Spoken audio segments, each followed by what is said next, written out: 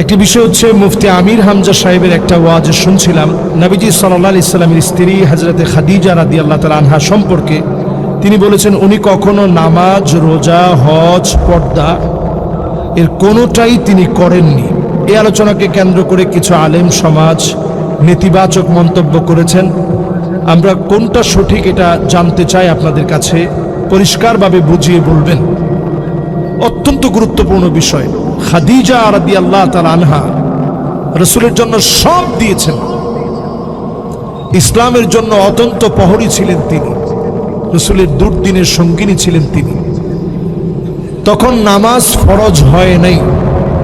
নবীজি তখন নামাজ পড়তেন রাকাতাইন রাকাতাইন, দুরাকাত করে। বলেন করাকাত করে।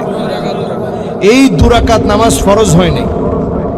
তাতাওয়ান, আল্লাহকে খুশি করার জন্য দুরাকাত নামাজ পড়তেন। এই নামাজ আম্মাজান খাদিজা রাদিয়াল্লাহু তাআলা আনহা নবীজির সঙ্গে পড়েছেন।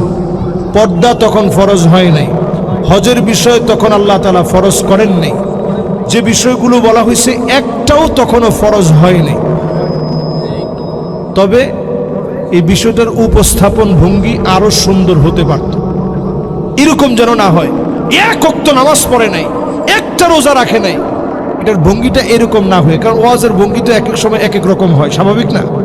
যেমন আমি কথাটা বলতেছি একরকম, এখন আমি যখন সুর দিয়ে বলবো বিষয়টা আরেক রকম হবে।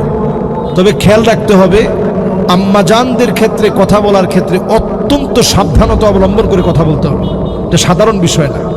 উনি বুঝাতে চেয়েছিলেন যে বিষয়টা অত্যন্ত সুন্দর, কিন্তু সুন্দর বিষয়টা হয়তো উপস্থাপন ভঙ্গিতে কিছু ঝামেলা হওয়াতে কেউ সমালোচনা করতে গিয়ে উনার মা তুলে যদি গালি দেওয়া হয়, গালি দেওয়াটা সম্পূর্ণ ফাসেকি। এই ফাসেকি কাজ এটা করা, এটা মুসলমানের জন্য কোনোভাবেই উচিত হতে পারে না।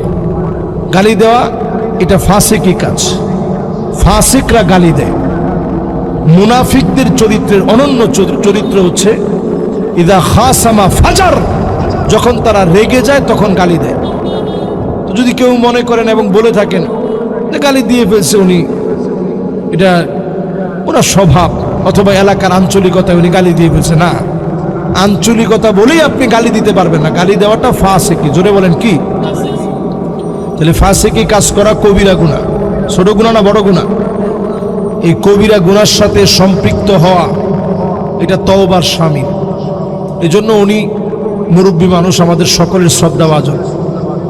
আরেকটা বিষয় না বললে না, উনি সরাসরি আমার আব্বার উস্তাদ, যিনি গালিটা দিচ্ছেন, মুহিবুল্লাহ বাবুনগরী হাফিজাহুল্লাহ ওয়া রাআহ। আমি শ্রদ্ধা রেখে বলি, উনি আমার আব্বার উস্তাদ। আমার আব্বা উনার কাছে বাবুনগর মাদ্রাসায় পড়ছেন। তো উনি অত্যন্ত বড় মাপের আলেম, উনার পুরো খানদান অনেক বড় আলেম। এখন হুজুর রাগের মাথায় সন্তানদেরকে অনেক সময় বাপ অনেক কিছু বলে ফেলে। তবে এইরকম কথা যেন আমরা আশা করি না যে কথার কারণে আসলে মানুষ সবাই কষ্ট পায়। এই যে প্রশ্নটা আজকে আসছে, আমি কিন্তু ওয়াজ শেষ করে ফেলছি। এখানে মাহফিল সহ আমার মাহফিলের দায়িত্বশীল সামনের শ্রোতা সবাই সাক্ষী। মাহফিল শেষ, মোনাজাত শেষ, এরপর আপনারা প্রশ্নটা দিয়েছেন দেখে আমার এই কথাটা বলতে হলো। এই কথাটা বলে আমি শেষ কথা এটাই বলতে চাই, হুজুরের কাছে আমরা ক্ষমা চাই। আমাদের যদি কোনো ভুল ত্রুটি হয়, তিনি যেন আদর করে ওনাদের ছাত্রদেরকে দিয়ে শুধরায়া দেন। এইরকম অন্তত গালি, এটা মানুষ অন্তত ওনার কাছ থেকে আশা করে না। উনি যেহেতু বয়োবৃদ্ধ মানুষ, অনেক সময় ওনার স্বাভাবিক ব্যালেন্স ঠিক রাখাটা কঠিন, ব্যালেন্সহীন হয়ে যেতে পারে। এজন্য ওনাদের আশপাশের লোকদেরকে বলবো, সব জিনিস আপনারা হুজুরে দেখাবেন না, হুজুরের সব জিনিস দেখাবেন না। দেখলেই উনি ওনার মেজাজ অনুযায়ী, জালালি তবিয়ত অনুযায়ী অনেক সময় একটু ক্ষিপ্ত হয়ে যেতে পারেন। সব ফেসবুকের নিউজ হুজুরে দেখাতে যাবেন না। হুজুরের খেদমত করতে দেন। এখন হুজুরের খেদমত হচ্ছে ওয়াহদাতুস সাফ, এই জাতির ভিতরে একটা ঐক্য গড়ে তোলা। এই জায়গার মধ্যে যেন আমরা ফাটল তৈরি না করি। মুহিবুল্লাহ বাবুনগরী হুজুর আমার বলতে গেলে যেহেতু আমার আব্বার উস্তাদ, তার মানে আমার তো বতরিকা আউলা আমার উস্তাদ। অসংখ্য আলেম না, লক্ষ লক্ষ লক্ষ আলেমের উস্তাদ, যারা বিভিন্ন জায়গায় বড় বড় মুহাদ্দিস, তাদের উস্তাদ হয়ে ওনার কাছ থেকে বিষয়টা শুনে আমরা একটু কষ্ট পাইছি না?